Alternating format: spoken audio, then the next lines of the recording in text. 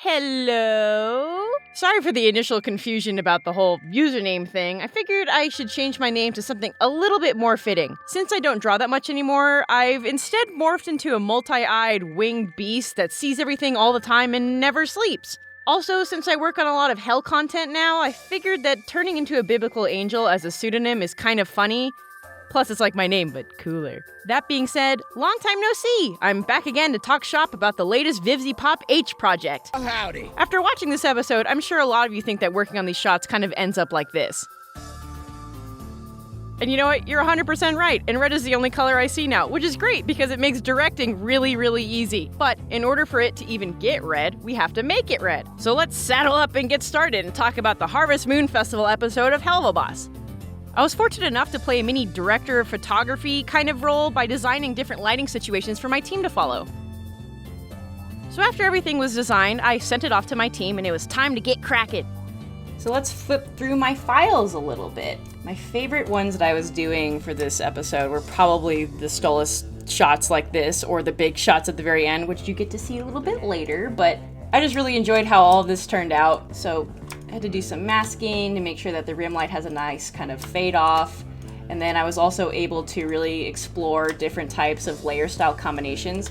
Usually I just do an inner shadow to add the rim light because that's just our show standard, which is cool.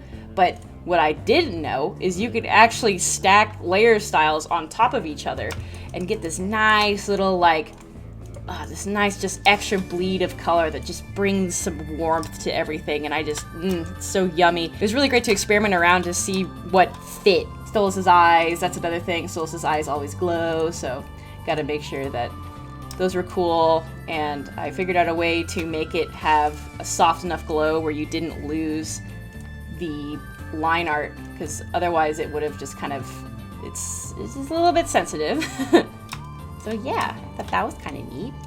Then we look at this one. This was also one of my favorites too. Combined an inner shadow with an inner glow on him as well too to give him a nice cozy feeling, as well as also had the line art extracted on top of him as well too, so you could actually see him. Ooh yes, there he is, completely bald.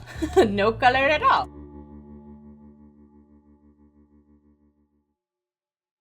Throughout the season, you may have noticed that there have been a few different types of lighting styles, and one of these lighting styles is basically getting to do whatever we want. That counts, right? We usually do some small gradients in a rim light, but what's great about this project is Viv really values and trusts artists' individuality. In such, this makes our final product way different than any other mainstream media out there, and it's really fantastic to be able to contribute to that. That being said, with episode 5 specifically, we went hard to bump the lamp. We kind of punched it off the ceiling. Speaking of punches, let's look at the Red Room fight scene near the end. This sequence required a lot of thought and experimentation. There is an entire shot sequence in this fight scene that, in true Vivzy Pop fashion, we had to change the characters' palettes to just straight up red. Another cool experiment that we figured out was to make just the white on the gun glow to give it a nice seraphim shine. Hey, that's me. But that wasn't enough. We had to go harder. So I took this shot, I did a procedural pass, thought it was boring, I drew a color key for it, and then I hand masked all the lighting on Stryker to make him nice and snaky sexy. I have a lot of layers for it, and if you see, whenever I click on them, it shows the masks. All these start off as a solid, or basically a flat color that After Effects can make. If I were to just make one right now, just say, yeah, I want a bright red solid. Boom, cool. Oh, and look, you can see his line art extracted, which is another cool thing that we did for this episode.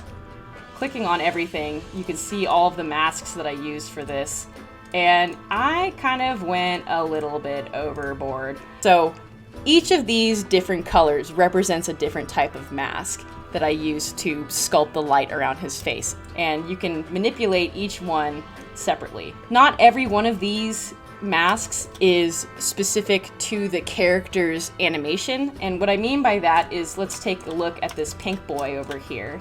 I can turn it on and off, and you can see that it extends past his character animation. I did that because it just looks cool, and also it kind of helps guide from left to right. Yes, look at his eye. I was really worried about having all of these masks tracked to this character, since I really don't want to do that by hand. And I figured out a way to literally just extract the teeth color. Hey, toothless, yeehaw, boy. When I was able to use this awesome plugin called OLM Color Key, I was able to just extract out those soul colors.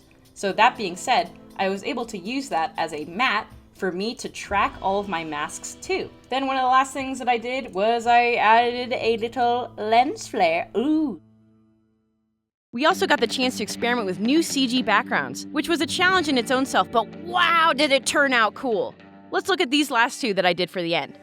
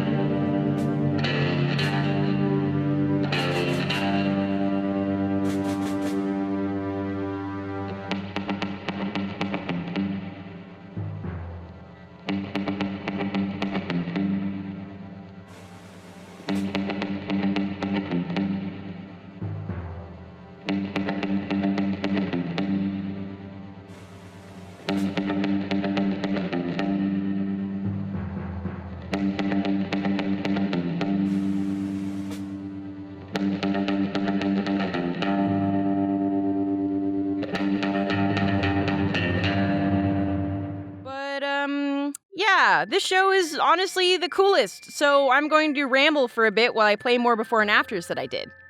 We've been overhauling our compositing system to really nail in our house style and what to expect moving forward. Man, oh man, can I not wait to geek out about the plans that we have for the remainder of our first season, aka the rest of the Big Four. Since episode 2, we've grown our compositing team from 4 people to 13. Here are the socials of the rest of the comp team. Please go give them a follow. They all work so hard and they're so cool.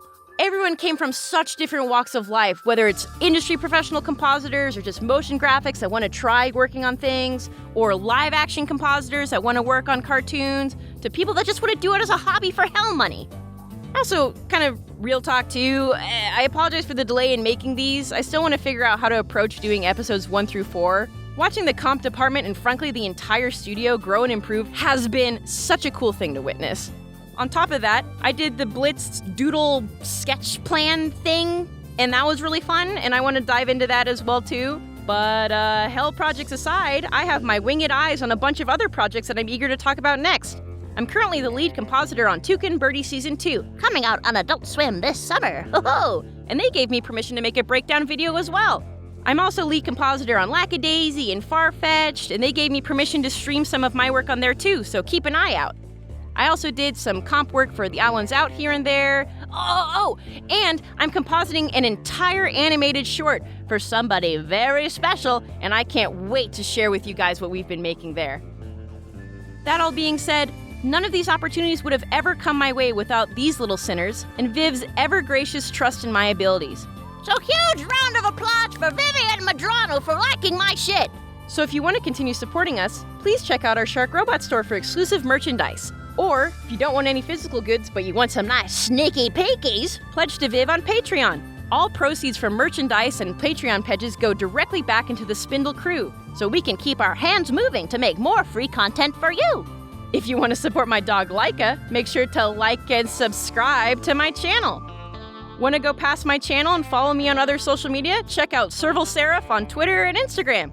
Or if you're wanting to connect on a deeper level or just want to see more of the things that I do and are a recruiter specifically looking for me and only me, Serval Seraph on LinkedIn. Yep. Okay, that's it.